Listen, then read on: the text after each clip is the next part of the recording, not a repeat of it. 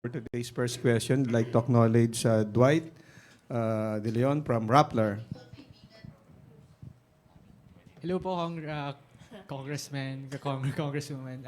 First question lang po, can you confirm also that you received a text message from President Marcos asking that lawmakers not file an impeachment complaint against Vice President Sara Duterte, because earlier si Congresswoman Geraldine Roman said the same na natanggap ng Chief of Staff niya. So can you just confirm that? Ako, I personally did not receive any message. I don't know about my colleagues kung nakatanggap sila. Ako, wala ako natanggap. Kayo po, Congressman Zia, Congressman Raj. I don't think Malacanang has my number. So, no, wala po kami natanggap. Personally, wala ako natanggap na text. Just to answer the question directly, I have not received the message po. But since kinonfirm na rin po ni President Marcos yung message, what do you make out of that appeal to lawmakers na wag pong mag-file ng impeachment complaints? Siguro another way of reading it is not to entertain impeachment complaints that would be filed against the Vice President. Go ahead. Well, personal, that's his personal opinion, no? But again, ang pag tinatanong ako, it speaks about character of the president because he wants to put the interest of the country above self-interest. Remember, the allegations. I mean, the threat was actually directed against him and his wife and the current Speaker of the House. But despite that, he was being, the leader of the country and being practical about it. That according to him, since malapit ng Pasko, and I guess I'm not being a non-Christian, but the love is a universal message naman. I think the president is just so being practical and try to prioritize concerns of our country, which is basically the problem of yung ekonomiya, and kasi ang sinabi niya is it won't help any single Filipino. So that's how he appreciate yung possible na impeachment court filing of impeachment complaint. I think he's just being a leader of the nation, like putting the interests of the country above personal interest. That's how I look at it. Para naman sa akin, una, of course, we respect the opinion of the president, and napakalaking bagay nung sinabi niya. However, we cannot stop anybody here from filing or, or any citizen for that matter, for taking interest in an impeachment complaint. On my end, as of today, 11:07 a.m., wala pa akong naririnig, wala pa akong nababalitaan about any complaint. So, yun.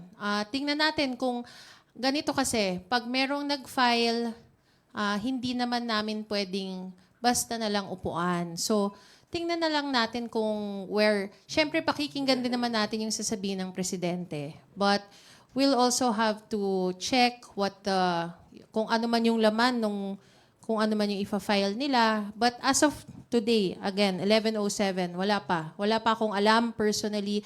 I think sila din, wala pa rin silang naririnig. In addition to that, na lang po siguro, just to say, I think we're all in agreement here. We listen and we respect the opinion of the president. Of course, he's coming from a different place po, no, as the executive. But we have to take note, the executive branch is different from the legislative branch. And we know naman from his statement, it's actually a plea. No, it's advice. He's not really trying to tell the legislative what to do. But given that we are the legislative and this is a constitutional mandate po, no? Nasa constitution natin yung process of impeachment. I think we are duty-bound to not really entertain, but to hear out if there are any impeachment complaints filed. Although, tama po si Congresswoman Zamora, we have yet to hear of any impeachment complaint, but should it be filed, we have to give it due process in the sense that we'll hear it out, check the merits. But of course, given what the President has said, that might play into how we would appreciate the same. But I think it would be unfair to say that outright we will say no kasi trabaho po natin yun under the Constitution as part of the legislative branch. So, sir, Sir Ma'am, just because President Marcos said that message, hindi ibig sabihin no na magi-slow down yung House of Representatives with its investigation on the Vice President as well as the past administration doon sa mga Quadcom hearings? I think just to answer po, no, we have to make a distinction. Our Quadcom hearings and the good government hearings are not in any way related to impeachment. Although there are people who would have that opinion na yung lumalabas dito sa mga hearings ito would be a ground, that would be a separate thing. We have our different agenda for the different committees, and we are still pursuing these hearings in relation to our functions sa committee. It should not be taken that if the President made a statement about impeachment, that would in any way affect the functions of the committee. Separate naman po yun. But if, however, some people would find basis to file any complaint based on what they found there, then that's something that would be a separate procedure altogether po. In addition to that, I think what we're doing at the Quadcom is really to strengthen our policies, no? Amend certain policies na medyo may mga loopholes when it comes to the auditing standards, no? How we can account public funds that are being spent, no? According to joint circular, kasi ngayon we're talking about the joint circular memorandum. So we're looking at that and to pass legislations. This is entirely in aid of legislation. So tama nga yung sinabi ni Kong Rog, this has nothing to do with a possible impeachment complaint. No? So kailangan ma-separate. We have to, the term is compartmentalize the issue. Lang po yung questions ko from my end. Maraming salamat po. Thank you. Thank you, Dwight. Before we call the next reporter to ask question, I would like to acknowledge the presence of Assistant Majority Leader J. Kung Sambales. Sir, thank you for joining us today. And if you want, you can also join the table. Sandro Chona from Billionario TV, you're recognized.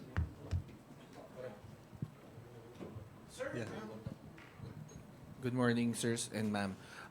Na-mention ni SecGen na we may not have enough time kasi sabi niya they need at least 10 session days to act on an impeachment complaint. Kung ifa-file ngayon, your thoughts on that, sir? So, pwede bang tanggapin? Paano po ba? Pwedeng tanggapin and then maybe next year na? I think our Secretary General will be answering based on the House rules that they know. I don't know if we could speak on behalf of them. We are all neophytes here.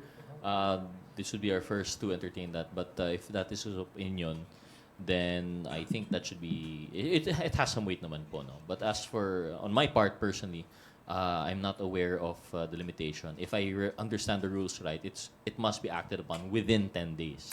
So pwede naman right after. But I could be mistaken. So baka doon po nanggagaling si Secretary General Velasco. So, pwedeng next year na lang? Pwedeng next year na lang po? Well, I think the Secretary General is speaking on the practicality of time.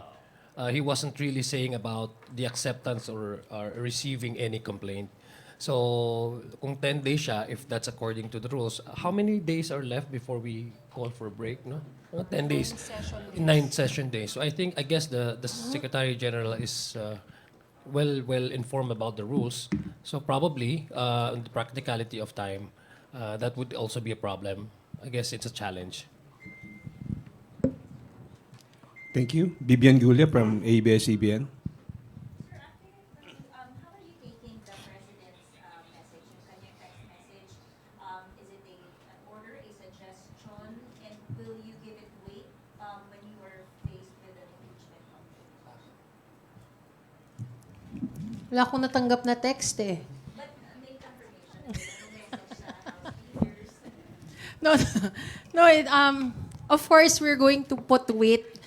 Bibigyan namin naman kukonsidera namin yung message niya. Una sa lahat, again, 11-12 na, wala pa rin kaming, wala talaga. Sa totoo lang. And kayo naman, nandito kayo araw-araw, wala pa rin, malalaman nyo yan kung meron na. Pero wala pa kaming natatanggap. So, wala. I mean, yes, ginagalang namin and binibigyan naming respeto and syempre, mag-weigh talaga yon pag dumating ang panahon na may mag-file ng impeachment complaint. Just in addition to that lang po, no, I just want to categorize. I don't think order naman po yun. Kasi like we said, separate naman po yung executive and legislative. Pero ang kagandaan naman po with the government now, it's very open lines of communication. We've experienced that po kami sa legislative. Although our functions may not be executive, when we have comments, opinions, they're always open. The secretaries, the president, and all the way down the line, they're very open po for communicating with us. And I think that's what's happening now in the same way. I wouldn't call it a suggestion. Perhaps it's an advice given his wisdom of what he sees in the situation. So, yun na po. But I really don't think that is an order po, no? Because that's a different jurisdiction naman ng powers natin. Thank you. Well, in addition to that, tama, re-echo yung statement po ng mga kasamahan ko dito. Of course, we would respect the position of the President and we value his guidance, no? Pero sabi nga, hindi yun ano eh, directive, no? It's an appeal actually, if you look at it. If it's an appeal. So that speaks about, again, the character of the President respecting the independence of the legislative. Because if it's done directing the members or the leadership, that is in a way intervening, but the message was actually an appeal, requesting for a possible, not to entertain, possibly, no, not to entertain. Actually, the statement of the President was, when he was interviewed, ang sabi niya is it was a private message, and that was a plea, no? And that was a plea. So it only speaks about the President's respecting the independence of a co-equal branch. Thank you. Second question. Okay, go ahead, Bibian. You did mention na parang patuloy pa rin, tama ba, yung mga investigasyon ng Quadcom? I mean, separate yung investigations ng Quadcom and ng good government on the OVP confidential funds. But sa schedule this week, parang wala pa po ako nakitang schedule ng hearing this week, whereas in the past, parang every week may hearings. How should we take this po? Wala po bang slowing down kumbaga doon sa mga hearings? Well, it also depends kasi on the availability of our resource persons eh. So once we schedule the Squadcom, once we schedule the next committee hearing, we also consider yung availability ng possible na magiging resource persons. Kasi of course, kailangan mong pag magkukwad ka, maghihiring ka, kailangan lahat ng tatanungin mong tanong at yung dapat na tanungin tao ay nandoon.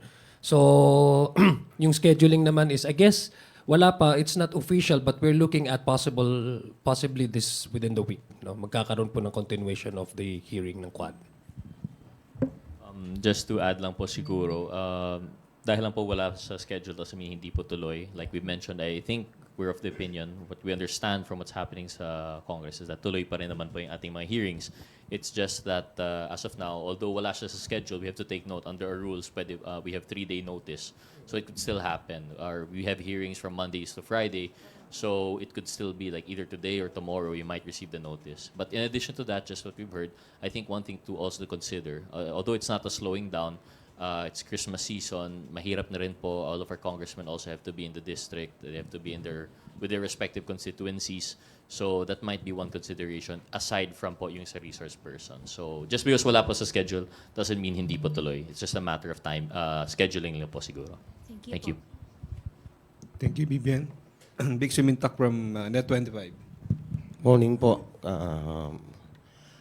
Sir, regarding dun sa issue ng time constraint natin, kasi 9 session days na lang, tapos according to SecGen, 10 days kung sakaling mag-file yung to act on the impeachment complaint. All in all, sabi niya, doon sa prosesong yon 130 days. So, papasok na tayo by February ng election session. Pero, based on our observation on the previous impeachment, like for example, the impeachment case of former President Joseph Estrada, may isang mode na pwedeng i-shortcut siya.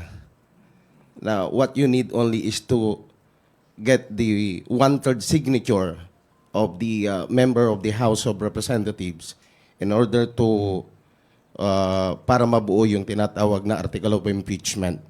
May we know kung sa leadership, sa majority, aside from the statement coming from the President, kung talagang may balak na i-impeach si Vice President, nasa agenda ba ng majority using the shortcut method?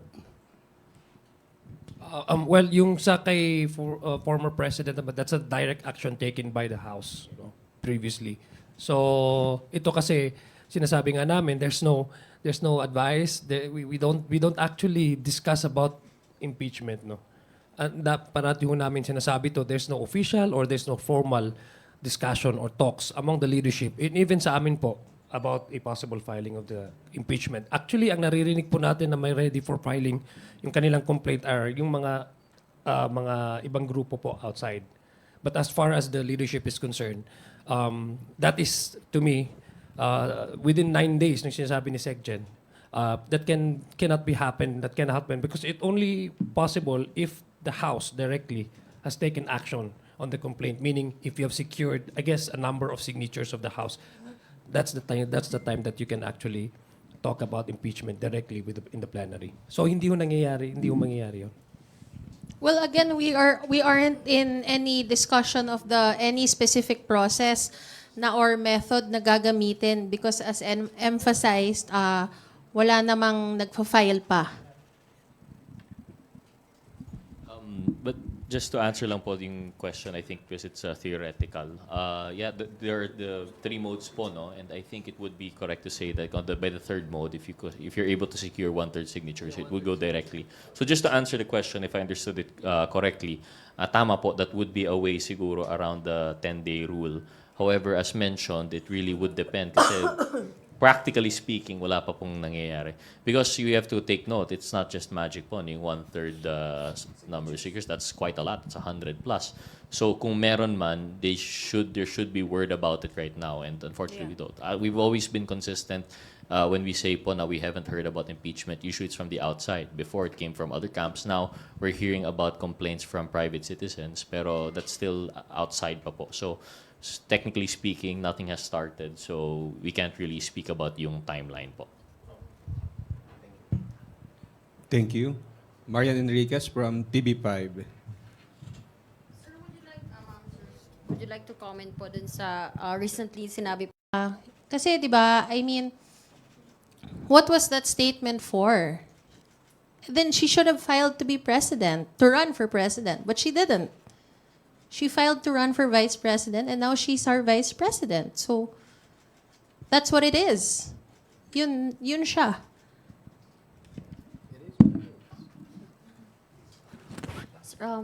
Would you also like to comment on this statement?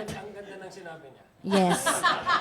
I think this is particularly for the House members. Huwag nila ako i-gaslight into saying na ako ang dahilan ng kaguluhan na ito. Ang kaguluhan na ito ay nagsimula sa terrorism nila, sa harassment nila, sa threats nila sa mga personnel of the Office of the Vice President. I mean, particularly about the Good Government Committee hearing po.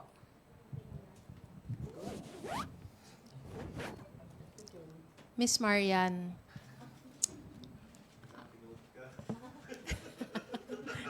Hindi. To put it quite frankly, hindi naman, if there's smoke, there's fire. Yung mga ganyan naman, it started with a speech of Congressman Valeriano. Dinala sa committee, nag-hearing, and in the course of those hearings, ang daming lumabas. Ang daming acknowledgement receipts, ang daming lumabas na pwede naman sanang sagutin. And it's not gaslighting. Again, it is what it is. Ang dami. Hindi naman, di ba, kami, nagpapagod kami, nagpupuyat kami para silipin yung mga dokumento na yon, para isa-isahin. And ang dami naming nakikita. In fact, marami pa kaming nakita na hindi pa namin na itatanong. So, hindi siya terrorism on our part na we're terrorizing the OVP. Had they answered the questions from the very beginning, then sana tapos na sana yung mga hearings ngayon. Ang problema, they spent so much time not attending the hearings, and now that they are attending, di ba? So, kung sana nung umpisa pa lang, pumunta na sila, then sana tapos na, nasagot na sana nila. Yun lang. Uy, sumagot ka. Well, ganito kasi Maria, no? We're actually what we're trying to exercise here is the mandate. Is the mandate of this office. I mean, the mandate of the legislature. The only way for us to really find out is to hold these inquiries, no, and to hold anybody accountable. Yun lang man talaga yung pinaka gusto natin mangyari in aid of legislation. Tama po yung sinabi ni Kong Pami na we are not pinpointing a specific person here. It's just to happen that the allegation of misuse of public funds are all directed to the office which he occupies right now, which the Vice President occupies right now. Hindi naman ho natin kasalanan yun, di ba? Sabi nga ni Fami Tadhana, nagkataon po naging Vice President siya. So number one, the issue is there. There are so many questions that up to now have not fully answered. There are so many questions and the manner by which these confidential funds were spent. There are questionable ARs, which I guess only the officers in charge of encashing these funds and redistributing these funds, releasing these funds, can be fully supply us the answers, the correct answers. Unfortunately, during the course of our investigation, there seems to be an evasion, a direct evasion, to a point that there was a deliberate refusal to attend, to a point of sa palagay ho namin sa committee, it's an attempt to frustrate the committee in finding out the truth and for a possible filing of a sound legislation that can rectify these wrongs. So ganun lang po. I think we should focus on the issue and not to dwell on concerns that may divert our attention, which is to hold anybody accountable and to promote transparency in government. In addition po siguro, and to answer the question of Marian of TV5, I think the two quotes mentioned were interrelated, in the sense na nalilis po yung issue. She's answering the issue by bringing up politics, yung presidency. But I think what we have to note here is that this issue goes way back po, no? Before the Good Government Committee and before people were talking about dahil po ito ay in relation to the presidency, whether 2022 or 2028, we had questions na po. And this started with no other than yung sa budget hearings natin, which was supposed to be sponsored by Congressman Adyong. Yes. Yun po, doon po yung nagsimula. Before anything on politics or anything about which camp or what, the question is really how the budget was spent, how the confidential funds were spent. And the failure to attend to that, the failure to defend it, although it had its corresponding slash in the budget, it's not sufficient po. And kaya nga po pumasok yung good government. So, to answer the issue by saying po that this is related to politics, I hope we could set that aside. Whether a certain person feels na sa kanya yung presidency, dati naman, or if it's about the future presidency, we have to set it aside because what we're talking about here is yung accountability doon sa expenditure of the confidential funds. And it just goes to show, it goes back to that po, no? We've had this question during the budget, we've had it near the committee hearings, and we will continue to have it until we have answers. If the OVP officials, what was the term a while ago, terrorizing or harassing, had they appeared earlier, had they answered our questions during the budget, baka tapos na po yung we wouldn't have had to come to that committee hearing. So I think that's where we're coming from. This is a mandate constitution, power of the purse, together with oversight. Yun lang naman po yung inatupag po namin dito. Yan lang. Thank you. Last na lang po. Sir, medyo nakakapanibago kasi wala pa po sa calendar natin any good government required committee hearing. May effect po ba yung impact, yung message ni PBBM with that? May ceasefire ba? Yung sa good government, we were supposed to meet Friday, tama ba? No, we were supposed to meet Friday. We were supposed to meet Friday, Marian. And